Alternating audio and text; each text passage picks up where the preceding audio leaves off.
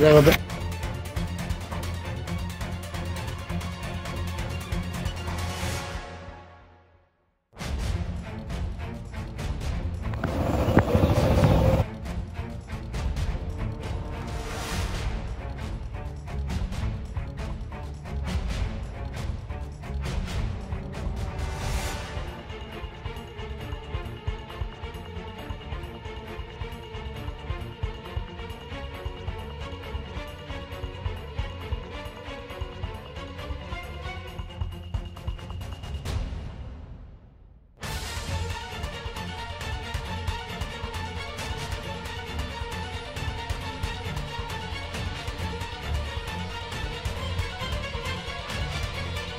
নতুন যারা এসেছেন, নতুন নেতারা অনভিজ্ঞ, তাদেরকে বারবার নিশানা করা হচ্ছে।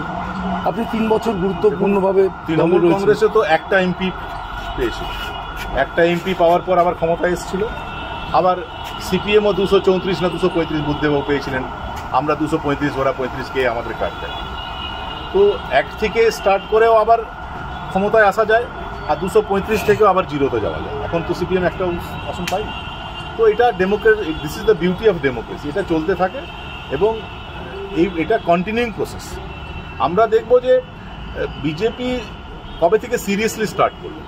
সিরিয়াসলি ওয়েস্ট বেঙ্গলে আমরা স্টার্ট করেছি 2019 থেকে। 2019-এর নির্বাচন থেকে সিরিয়াসলি আমরা স্টার্ট করি। তারপর থেকে পশ্চিমবঙ্গে কোনো গ্রাম পাবেন না যেখানে আমাদের দলীয় পতাকা এখন উঠছে না। কোনো গ্রাম পাবেন না যেখানে 2-5টা কর্মী আমাদের পাওয়া যাচ্ছে। এত কম সময়ের মধ্যে এই মাইক্রো লেভেল অব দি সংগঠনকে পৌঁছে দেওয়া, this is not a matter of joke. এবং যেখানে পশ্চিমবঙ্গে যেখানে একটা হিংসার ইতিহাস রয়েছে, যেখানে ভায়োলেন্স একটা মজ্জার মধ্যে এখানে রন্ধে রন্ধে পৌঁছে গেছে যে ভায়োলেন্স করতেই হবে। আর অতীতে সিপিএম করলো, এখন তৃণমূল করছে।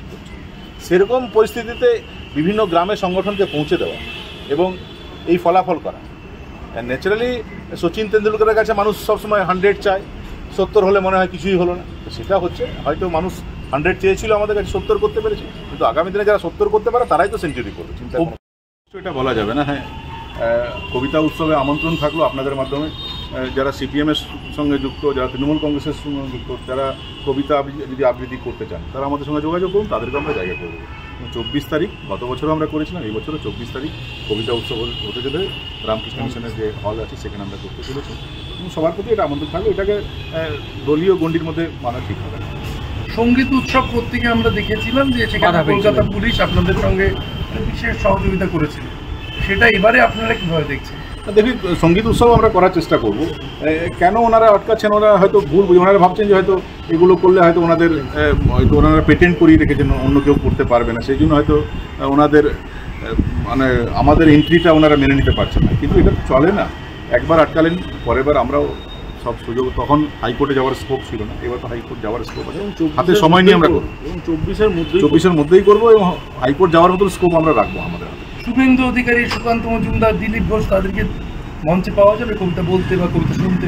না, আমি বলছি, আমি তো সবার প্রতি আমন্ত্রণ জানাচ্ছি। তারা যদি স্বাচ্ছন্দ্য বোধ করেন, তাদের যদি রুচি থাকে, তাদের হাতে যদি সময় থাকে, নিশ্চয়ই পাবেন। এবং তার সঙ্গে সঙ্গে যদি সুজন চক্রবর্তী আসতে চান, ওতে আমাদের আপত্তি নেই।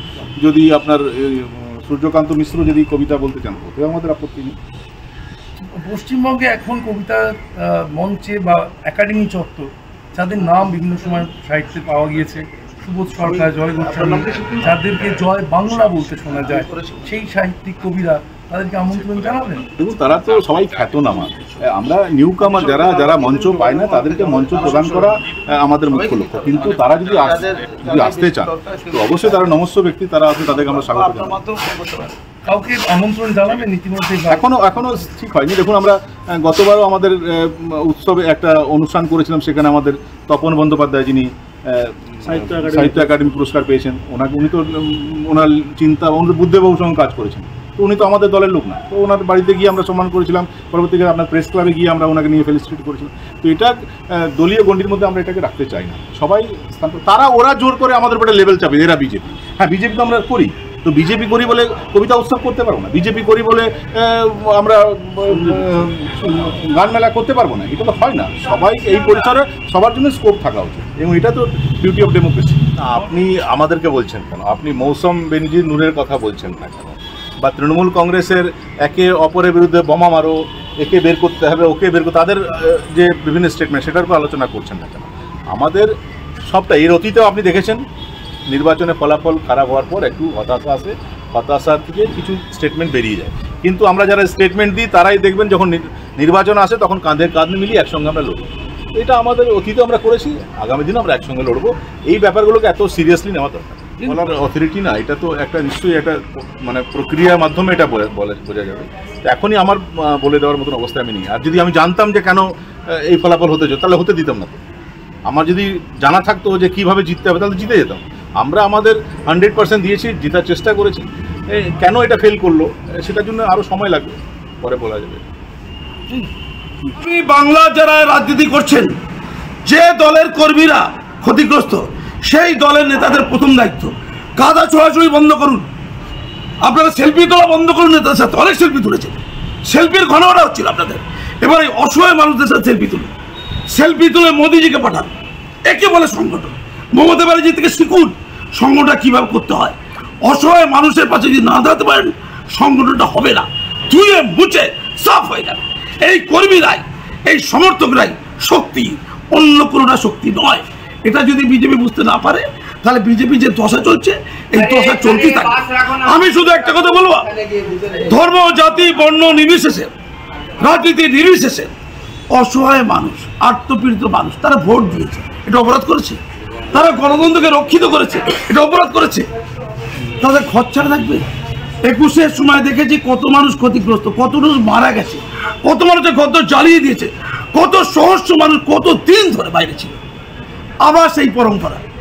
আমি ইচ্ছা করে এসেছিলাম, আমি শুনেছিলাম এখানে অনেক বেশি অসহায় লোক আছে, কোন পার্টির জানি না। তৃণমূলের যদি কোনো অসহায় লোক থাকে আমাকে যদি সন্ধান দেয় আমি যাবো, এরকম কোনো বিষয় না। বলুন, করা তো বাংলা বঙ্গ সংস্কৃতি, গালাগাল দেওয়া, কে কাকে কত খিস্তি দিতে পারলো তার তো টিআরপি পাবে।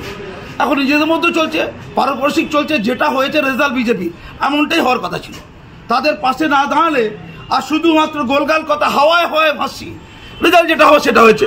আর মাননীয় যেটা করলে রেজাল্ট ভালো হয়, এই লক্ষ্মীর ভান্ডার জাতীয় করে সংখ্যালঘু ভোট করে ভোট পেয়ে গেছে, এটা পাওয়ার কথা ছিল। বাকিরা জানতো না বটে, কিন্তু কাজী মানুষ জানতো। ফলে আমার কাছে বিস্ময়কর কিছু লাগেনি। কিন্তু আমার প্রশ্ন অন্য জায়গায়, কে জিতলো কে হারলো এটা আমার আলোচ্য বিষয় না। আমার আলোচ্য বিষয় কেন বাংলায় এটা চলবে। অন্য রাজ্যতে আছে, অন্য রাজ্যে কোথাও কোথাও বিজেপি খারাপ করেছে, কোথাও কোথাও অন্য দল খারাপ করেছে, কিন্তু বিজেপি মারতে পারতো। সেখানে বিজেপি তো তাদেরকে ঘরছাড়া করতে পারতো। সে হতে পারে কংগ্রেস, সে হতে পারে অন্য দল, সেখানে হচ্ছে না, শুধু বাংলায় হচ্ছে না। কেন বাংলায়? আর যে দলের লোক তাদের প্রশ্ন দিতে পারে মাননীয়া, এত বিপুল ভোট পাওয়ার তার দায় প্রধান তিনি মাহেশ্বরী বাবুর আসুন। কোন দলের লোক দেখা দরকার? আমার বাংলাবাসী, আমার বাংলা সন্তান, আপনি মাহেশ্বরী ভবনে আসুন। কাজী মাসুম আক্তার এসছে, এরা বিজেপির লোক কি কংগ্রেসের লোক আমি জানি না। এরা ঝড়খালির লোক, এরা সন্দেশকারীর লোক, এরা বিভিন্ন সুন্দরবনের প্রত্যন্ত গ্রামের লোক। বলুন, প্রার্থী চয়ন যারা হয়েছিল তারা যত টাকা পেয়েছিল, প্রতিটা প্রার্থী টাকা যত পেয়েছে, আপনি খোঁজ নিয়ে দেখুন তো কর্মীদের কাছে যে অর্থ গেছে কিনা। রাজনীতি করার জন্য প্রত্যেক ক্যান্ডিডেটকে একটা বিপুল পরিমাণ অর্থ দেওয়া হয়েছে, বুকে হাত রেখে বলতে পারি। সেই টাকাটা রাজনীতিতে প্রকৃতপক্ষে যে লোকগুলো কাজ করছে তাদের কাছে কি গেছে? আর প্রার্থী চয়ন যাদের হয়েছে, আজকে তো লোক রাজ্যবাসী খিল্লি করছে, মজা করছে, ঠাট্টা করছে। সবচেয়ে মানে সবাই অযোগ্য না, একটা বড় অংশের অযোগ্য প্রার্থীকে দেওয়া করিয়েছে এবং তার ফল পেয়েছে। এটা দুঃখের, এটা লজ্জা। মাদক চোরাচালানে যুক্ত তাকে কেন টিকিট দেবে? মাদক চোরাচালান, তাহলে যত গন্ধ কাজ করবে তত টিকিট পাবে। এটা হয়। একটা দলকে ক্ষমতা আসতে গেলে ভালো স্বচ্ছ লোককে মুখ হিসাবে দেখাতে হবে, অস্বচ্ছ লোককে মুখ হিসাবে দেখে তাহলে তো মধ্যে রেপিট উপিট। আর একটা ব্যাপার জুড়ে দিন, 2019 সালে লোকসভাতে 18টা সিট পেয়েছিল। এই 18 জন যে এমপি হিসাবে গিয়েছিল, বাংলার মানুষ নীরবে তাদের ভোট দিয়েছিল। কি জন্য? যে তারা কাজ করবে, তারা কিছু করে দেখাবে। অধিকাংশ এমপি, প্রায় সবই কিচ্ছু করতে পারে। ফলে ইস্পার উস্পার এক হয়ে গেছে, যা 56 তাহাই 55 এরকম হয়ে গেছে। ফলে লোক দেখছে তো ব্যাপারটা একই, তাহলে তো ঝুঁকি নেবো কেন, তাহলে তো খাটবো কেন, ঘর চালা তো কদিন পরে হতেই হবে, এমন কাজ করবো কেন? দরকার নেই বাবা। গণহারে ভোট হয়েছে, যারা যেটাই জিতেছে। বাংলা ক্ষমতা যেদিকে ধায়, জনগণের ভোট সেদিকেই যায়। বাবা মানে 34 বছর, এটা আবার কত বছর চলবে জানি না। 26-এর যদি উতরে যায় আবার 10 বছর চলে যাবে বলে আমার মনে হয়। ধন্যবাদ। বাড়ি থেকে বিতাড়িত আমার জানার দরকার নেই, বাংলার মানুষ বিতাড়িত। 2021 সালে দেখেছিলাম, সে আইএসএফের হোক, সে বিজেপির হোক, সে তৃণমূলের হোক, সে কংগ্রেসের হোক, সে সিপিএমের হোক, যারা সিভিল সোসাইটির মানুষ তারা চুপচাপ ঘরে শুয়ে থাকবে, আর গ্রামের অসহায় মানুষগুলো নারী পুরুষ নির্বিশেষে এদিক সেদিক পাগলের মতো দৌড়বে, আর নেতারা সিকিউরিটি ঘুরে বেড়াবে। বরদাস্ত করা যাবে না। আমি পরিষ্কার আমি দেখলাম, আমি মাহেশ্বরী ভবনে এসেছিলাম, কিছু লোকের সাথে কথা বলছিলাম, তারা বিজেপি করে আমি জানি না, আমি কোন দল করে জানি না, তারা অসহায়, তারা ভারতের বাংলার ভোটার। সেই ভোটারগুলো কেন খরচা পাবে? কারণটা কি? পুরুষগুলো এখানে বসে আছে, অনেক মহিলারা বসে আছে, আর মা বোন স্ত্রী শিশু কন্যা বাবা মা তারা সব বাড়িতে গ্রামে। ওই তো সন্দেশখালিতে দেখেছি তো, পুরুষরা বাইরে আছে, মহিলাদের কি দুর্দশা হচ্ছে। আমি বলি যারা নেতা, তারা বিজেপি নেতার কথা বলছি, তারা তাদের যে প্রোটেকশন, ওই প্রোটেকশনটা ছেড়ে দিয়ে কর্মীদের দিক প্রোটেকশন। সেন্ট্রাল ফোর্স নির্বাচন কমিশন এখন রয়েছে, প্রতিটা বাড়ির সামনে একটা সেন্ট্রাল ফোর্স বসুক, অন্তত প্রত্যেকটা বাড়ির সামনে একটা করে। এটা হচ্ছে কাজের কথা। বিজেপি যদি বাঁচতে চায়, এসব ঢপ দিয়ে কিচ্ছু হবে না। কোটি কোটি টাকা ডিল হয়েছে, কোটি কোটি টাকা নির্বাচন খাতে ব্যয় হয়েছে। আগে কর্মীদের বাঁচা, নাহলে 26 সালে সাফ হয়ে যাবে। 21 সালে মার খেয়ে তারা বুকে যন্ত্রণা নিয়ে 24-এ লড়াই করে আবার ঘর ছাড়া, আর ডায়লগ দিচ্ছে বিচারে বসে বসে। নাড্ডাজির সাথে মোবাইলে কথা হচ্ছে, অমিত শাহের সাথে ভর্তি হচ্ছে। আমি সোশ্যাল মিডিয়া ইতিমধ্যে টিভি চ্যানেলে বলেছি, টাকা পয়সা যথেষ্ট আছে, শুধু খাওয়ালে হবে না, প্রোটেকশন দিতে হবে। ভারতবর্ষের সবচেয়ে বড় লয়ারকে হাইকোর্টে পাঠাক, ছোট লয়ার নয়, বিখ্যাত লোকদের জন্য বড় লয়ার, আর যারা আসলে কাজ করে কর্মী তাদের জন্য ছোট লয়ার চলবে না।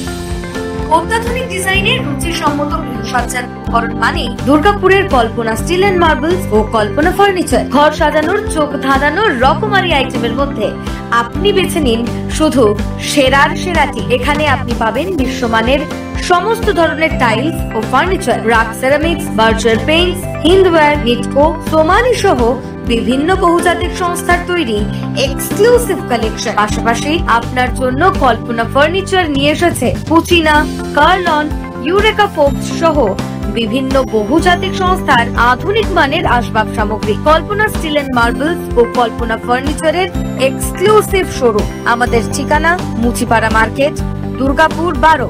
আমাদের শাখা রয়েছে বাঁকুড়া, ফিরিঙ্গি, বড়জোড়া, চণ্ডীদাস বাজার, শ্যামপুর মোড়, বিটু বাজার, কাঁটাবেড়িয়া ও দুর্লাভপুরে।